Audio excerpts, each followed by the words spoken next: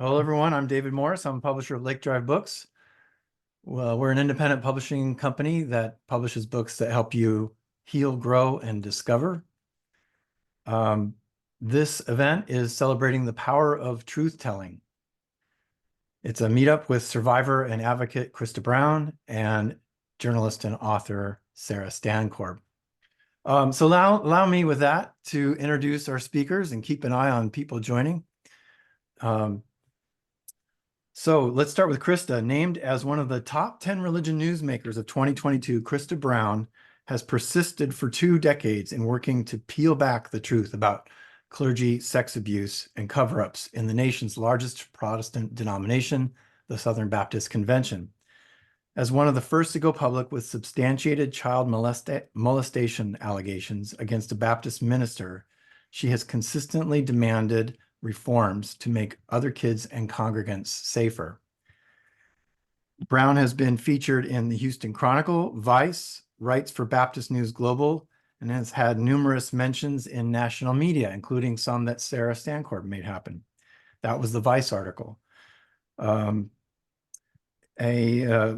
is the author of Baptistland, a memoir of abuse, betrayal, and transformation. This is from Lake Drive Books. And also This Little Light, Beyond a Baptist Preacher Predator and His Gang. That was her first account of her experience. Christa is a retired appellate attorney, mother and grandmother, and lives in Colorado with her husband.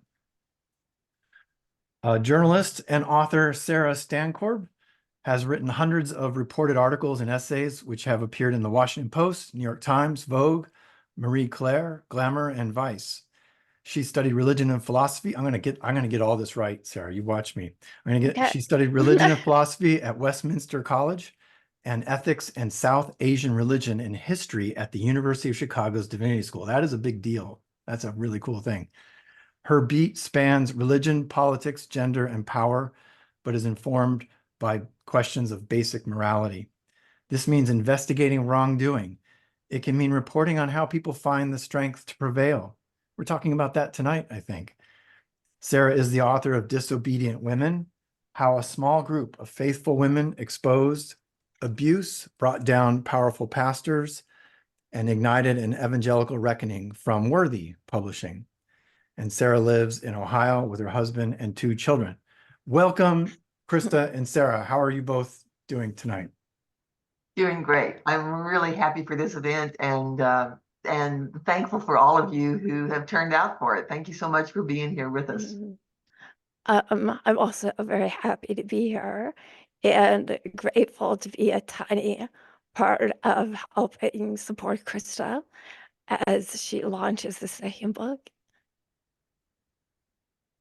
Amen to that. This is a joy. Well, with that, let's get into some questions here. Well, here we go. I'm going to ask you something kind of casual, but maybe connected to the present moment that we're in right now. What's something that's going on with you these days? And how do you see truth-telling in it? And maybe we start with Christa. Well, I think it is still going on in these days. This is not something in the past. Someone today would face nearly the same hurdles that I faced in trying to expose a preacher predator, the same sort of institutional recalcitrance, the same sort of institutional gaslighting. So this is indeed an ongoing thing. I'll tell you about one thing that, just to give you an example, that happened last week. I was talking with a reporter. I said some of the usual things I tend to say, talking about how the Southern Baptist Convention wasn't really reckoning with this problem, talking about how they still haven't put any names onto an institutional database, names of abusive pastors. Afterwards, then that same reporter talked with the president of the Southern Baptist Convention, Bart Barber, who apparently wanted to present an image about, we're making progress, institutional progress. And one of the things he then said was, when we do have names on a database, That's not going to stop Christa being unhappy with the Southern Baptist Convention. Ouch. It had the feel of kind of being a little jab there, as though he were saying that Christa will never be satisfied anyway, so we can just ignore her.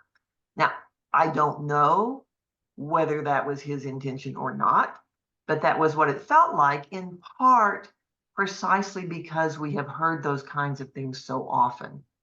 The survivors are never satisfied. That's something that many of us have heard before. I pretty much ignored it. There's been so many kinds of slights and swipes and jabs in Baptistland that I no longer seek to address them all. But here's what happened. Other people noticed. And that was pretty impressive. Other people began publicly calling out the president of the Southern Baptist Convention because they saw what he had done. They fitted into the pattern of things they had seen before from religious leaders attempting to discredit survivors who demand more. And they weren't going to be quiet about it.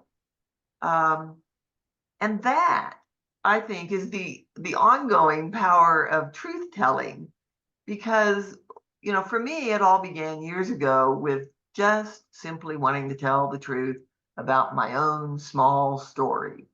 That was pretty much it. But truth telling has a way of snowballing. And over the course of many years now, many others have joined their voices, and many others have learned to see these patterns of what's happening. And they now speak with their own truth telling. And that's a really beautiful thing, I think. Thank you, Christa. Sarah. Well, I feel like a lot of what I do right now is talk about my book instead of writing the next thing, which for a writer is confusing and frustrating. I joined TikTok. That's what life is right now. That was a joke. But in talking about the book, it's different for me. I've spent many years now, not really chasing after these stories, sort of finding one that leads me to the next one, that leads me to the next one. And it's been this slow building or slow cascade of people coming forward and sharing really vulnerable information about themselves. And now I have it all that I've been told in one book. And so I'm going out in the world with that and kind of summarizing one or two stories, explaining some of the patterns that I see, the abuse of power, the way that authority is grabbed and then abused. And then afterward, people I've never heard of, people I'll never see again, come up to me and they see something in these stories that resonates with often a truth they maybe haven't told anyone, or they've only disclosed the people they trust most. And as a writer, you gather information, and I think in the process of putting it down on paper and fact checking and going through and taking it piece by piece and making sure it's accurate, there's a distancing that I'm able to do sometimes. But when it's meeting people and just getting this wave of trauma and this wave of disclosures, it's very different, and the nearness of it can be very overwhelming. But there's power in it too, because knowing other people have spoken up gives them the courage to do so themselves. And Krista's right, it's a snowball effect, it's an inspirational effect. It's really like seeing truth out in the world magnifies that kernel of truth you need to share inside and allow someone the opportunity to share it. And so I feel like in some ways I'm getting to know firsthand what, Christa and others who've documented all of this abuse have gone through, because I'm just getting confronted with story after story after story in a different way. Um, but shoot, it's showing they're right. They're right. This is a crisis that is all over evangelicalism, it's all over the Catholic Church, it's all over our most powerful institutions. And the greatest weapon people have is telling their stories and telling the truth and finding someone in the press who will publish it. Thank you both. Yeah. So starting with just your own simple story, which is perhaps sometimes the first experience of post-abuse, is who wants to hear my story? I'm alone. Yeah. I'm the only one. But then you've found out through your own experience, Christa, of talking through your whole life on your behalf, the growth that's happened. And Sarah, you're seeing that still today as well, as Christa pointed out, Mhm. in so many new small stories, not small, but for individual. Yeah. Okay, so we're going to come back to talking about truth telling. We're going to really spell it out, I think, in the next time, in the time we have here. But I want to start a little bit about just talking about each of your books. Some of those who've joined probably haven't had a chance to see the books, or maybe they have. I know as a publisher, even if I've read someone's book, I love to hear an author tell their version of it. I always learn something new. And I would like to try this a little differently, where I would like to ask each of you to describe the other person's book. I know you've both read each other's book and you're advocates for each other's book. So it's not a test. Just have fun with it. And why don't we start with Sarah this time? You're describing Okay. Christa's book. Um, so whew, I think the way I would approach this is the elements that stuck out to me as I was reading the book. And, I've reported on Christa a handful of times in her book, Baptistland, as I should say specifically. Um, and I wanted, I thought I knew a lot. I thought I knew her story through and through. And there's so much that I didn't know. And she alluded a few times to a sort of kinship, a sort of like parallel she saw in the bits she knew about me, and in reading her book, a lot of that came through. Um, she also had a speech disorder as a kid. I do have one. Um, we were both raised in families that were complicated and maybe not happy a lot of the time, and tasked with keeping family secrets. I think we both learned to physically hide our voices, um, and almost be embarrassed of ourselves in a way, and not this we did not necessarily become the people folks expected us to become. Um, in her book, I saw the way a child looks for love, even after being hurt. I saw how parents' depression can keep them from being the parent you need. I saw a girl who found magic in books that helped her escape the world she was living in. Um, she includes the story of an abusive pastor, which in my reporting I've seen over and over how vulnerable kids can so easily become the target. You see abuse, you see its toll, you see the way that trauma and pain can claw back over and over a period of decades. Um, you can see adults who know that there's something going wrong for a kid and do nothing instead protect the adult. But there's also the joy in building a career, the joy in building a life with someone who supports you. There is the complexity of a life. And I think for people who only know Christa from a distance. There's either how the Paige Pattersons of the world might describe her, and then there's this very I don't want to say everyday woman because she's certainly not, but Christa could be any of us. But in these difficult circumstances she found herself in, she got very, very fixated on justice and the truth. And as a writer, you know, the hero story, there's test after test, and Christa's sure been through her fair share. But those tests are what turn you into this heroic person that I think a lot of folks in the survivor community see and celebrate. And I think you get a more multi-dimensional picture of her through the book. Well said. Thank you, Sarah. In talking about Christa's book, Baptistland, so much more to our lives than just the one thing.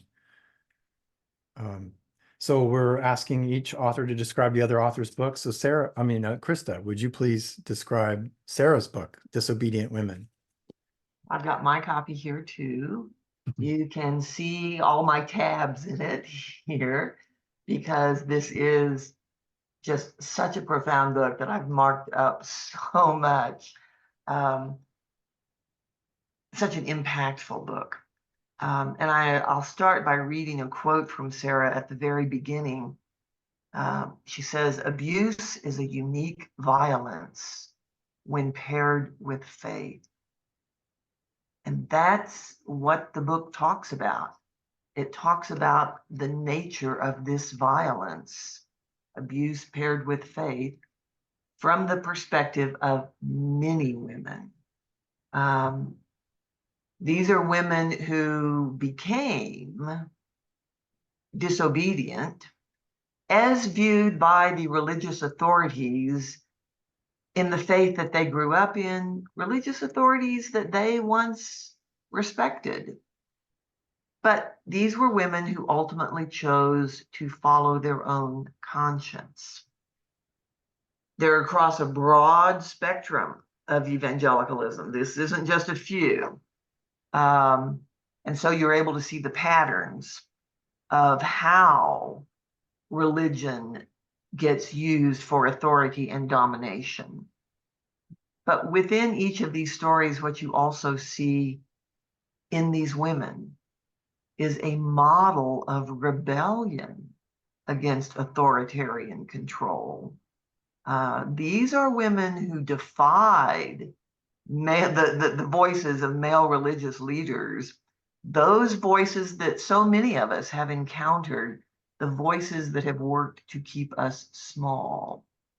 Sarah weaves some of her own story in amongst these stories of disobedient women, her own story of how she was influenced by purity culture, by evangelicalism, and again by the power of religion, by the power of her own desire to, in her words, to crack the formula for salvation. And in ending this, again, let me just read from Sarah's book here. They were called disobedient, Jezebel, Satan's mistress, while they were trying to protect others. From them, I learned a vital lesson. Disobedience is not wrong when you defy those doing harm. It might be the thing that saves the rest of us in the end. What a powerful lesson there. I mean, a lesson for all of us. And that is what Disobedient Women is about. Thank you for that. Thank you. Yes, indeed. Yeah.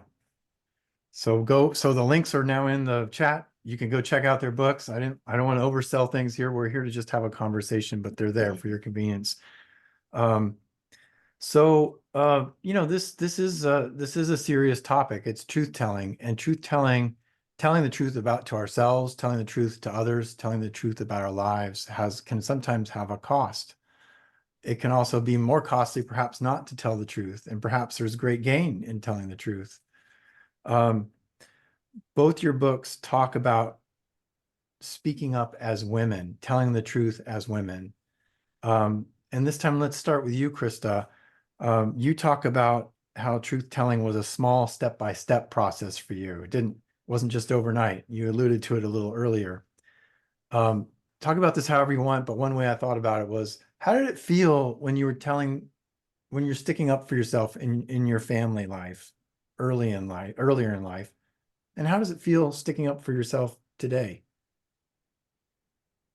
Well, in my family, I didn't do very much sticking up for myself in my younger years. That simply was not within my repertoire. But I think many kids grow up in families like that. Certainly I did. It's been a very long process of learning to speak up.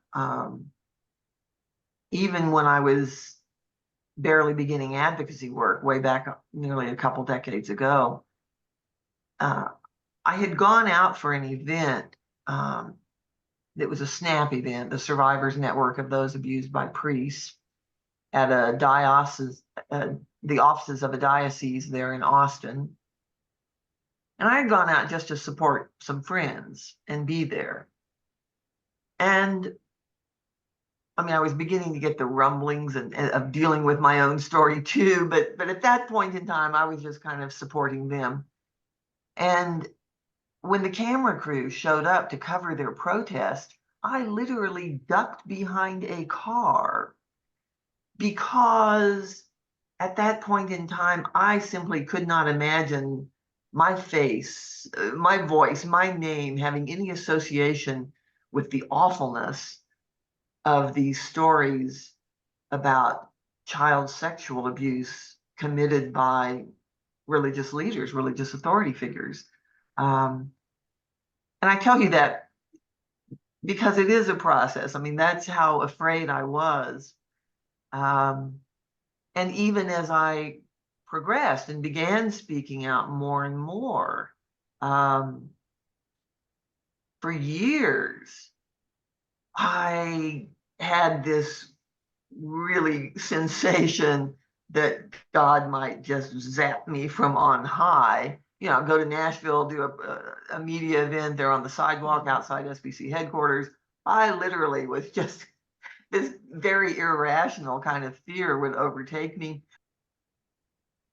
You know, if I could just follow up on something Please. Sarah said there, there is very much, and there has been very much, a very real cost associated with truth telling.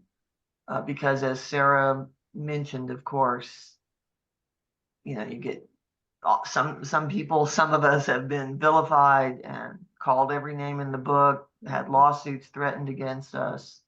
And that, you know, if it happens once or twice, that's one thing, but when it happens again and again and again and over over a period of years, it really changes you. And I remember early on, people kept telling me that I had to grow a thicker skin. Christa, you're going to have to grow a thicker skin because things hurt. Things hurt, and they hurt a lot.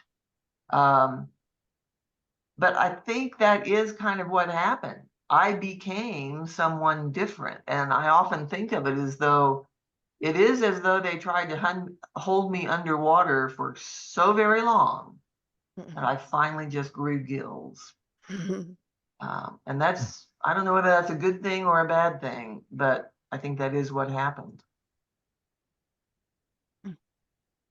Well said. Well said. I guess we're back to you, Christa, for this question. And this is one that we talked about in advance a little bit. So I just want folks to know there's rationale to this one.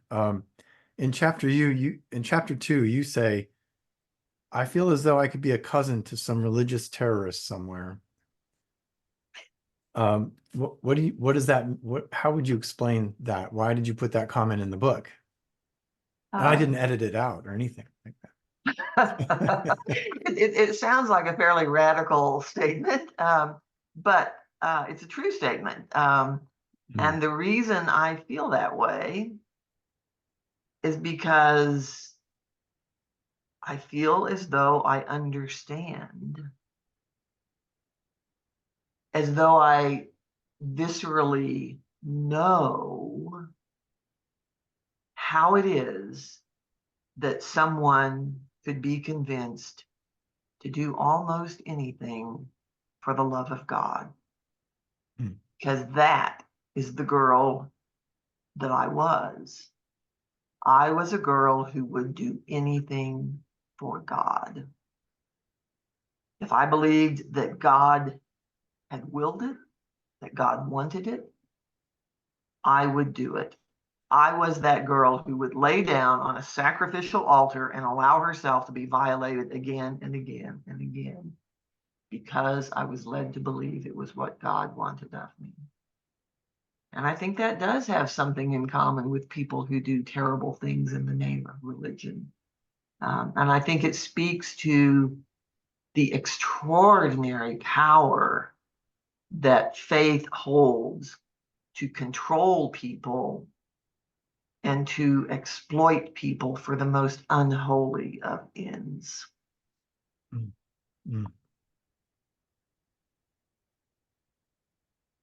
Nice little, we need a moment of silence after that one. That's well said. Yeah. Yeah. Sarah, were you going to offer a comment? No, Okay. I don't, I can't add to Yeah. that. It's just, I actually, maybe I can. I did notice in reporting, especially on the women who kind of became leaders in this movement, there was that zeal as a child to want to please God. Desperately wanted to do the right thing. That's something I do remember from my own childhood faith, and how frequently in these strict evangelical communities they're laughed at when they suggested they wanted to be a pastor or they wanted a leadership opportunity. But also there's that core of just that desire for goodness, and it can be so easily manipulated and so easily robbed of a person and used for such a variety of vile ends. And I think there's thinking about that, it makes abuse within the spiritual context even more violent, and evil is really the only word for it. Because it starts from such a pure and genuine place. So that's very much the personal experience. What you described, Christa, is very much the personal experience of how we as individuals will find ourselves willing to do anything in the name of faith, and even how that can change our feelings towards faith after that. Back to you, Sarah, for the next question related is and maybe your question is more about backing us out a little bit. You're the journalist, you're the one who surveyed a number of people throughout your book, Disobedient Women. Your subtitle talks about an evangelical reckoning, especially in the context of the story of these women whose stories you tell. Can you, what do you mean by that word reckoning? So it was a word that was thrown around a lot since about 2019 when the Houston Chronicles Abusive Faith series published. And there have been, stories publishing for years and a whole lot of work done on the blogs, very often by women sharing other people's stories, like Christa, like we watch young people at Homeschoolers Anonymous, and that steady trickle would kind of land with a reporter. We get one or two stories out. What the Houston Chronicle did was kind of pull all that information and put it in one place and say, look, not only that, you cannot look away. It very similar to what the Boston Globe did for the Catholic Church. Um, and there was a moment where SBC was both in denial, this other Baptist convention was both in denial and weeping openly, like J.D. Greer, the president, cried. And it was this fascinating time where it seemed like people were really grappling with wrongdoing. And for a couple of years there, as it built in steam, as people shared one church two story after another, after another, after another, there was a confrontation with that truth, with that reality. However, that does not mean the people in charge have dealt with that reality. And I think instead what we're seeing is a lot of people who have reckoned with it and said, forget this, I'm out. SBC is emptying out. Churches all over the country are emptying out. And now we see for the first time ever, younger women, Gen Z women, are abandoning faith faster than men. And I think in a reckoning, you can have a moment of internal reflection, or you can have people take one hard look and say, this is no longer for me. And I think that's also part of the story. There's still plenty of people inside the churches fighting for reform, fighting to make them better. But there are a whole lot of other people who see what it is, and they can no longer tell themselves these stories about this place with these genuinely good people anymore because they don't believe it, and they've seen too much evidence to the contrary. So it's a reckoning of acknowledging what's happening, Mhm. whether the institutions are doing it or we as individuals are doing it, and even Yeah. maybe voting with our feet Mhm. Mhm. and how we reckon with it. Yeah. Because that may be the only option. Yes. Did you want to respond to that question at all, Christa, before we move on? We have one final question and we'll go to Q&A. You know, I thought that study that Sarah mentioned was really interesting because for so long, of course, it has been women who carried the weight of the church and who did most of the work of the church. Yeah. But Gen Z, they are the ones who are leaving the church behind. And so that is kind of something new. And I do think, as Sarah says, that it is because younger people are seeing the horrors of how this religious authoritarianism is being used for such awful ends. And particularly young women are seeing how it is being used to try to keep them small. And they are moving out. Yeah, and it's been building generationally over the last like 20 years. So I was like that wave of the oldest millennials who started to peter off, but we're seeing that empty out, increase among women in each generation. But it's built to where Gen Z is just opting out. Yeah, the article that's being referred to was just put into the chat from the, well, you can see what it is. The American Survey Center, part of the American Enterprise Institute, which is a conservative organization saying this about churches and Gen Z women in particular. So we're on to our last question. If any of you could think of questions that you're interested in or comments you want to offer, I'd be happy to relay them. There is one already, but as we wrap up from the list of questions, Christa and Sarah, what would you recommend for those here and listening that we all can do to bring change to our families, to our communities, to our faith communities? What would you say to do besides truth telling, or beyond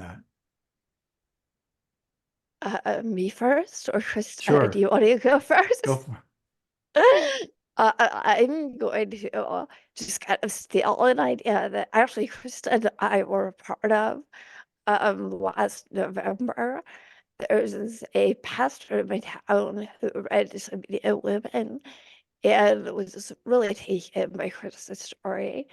And he wrote and got grant funding to fly her out here to a series of events where we listened to Christa listen to a survivor in a church. We had a community event. Christa spoke. She would not give a sermon, but she spoke on Sunday morning. And also, I think one of the most important parts was an ecumenical training for clergy, where we brought out Jimmy Hinton, which is someone a few of you in the advocacy will know, and he trained clergy about what to watch for, what grouping behaviors they may see, how to keep their churches safe, and just beginning that conversation and no longer treating this as a taboo, because in that taboo and holding secrecy and acting like this is something we cannot talk about in a church, you only create an environment where abuse can flourish.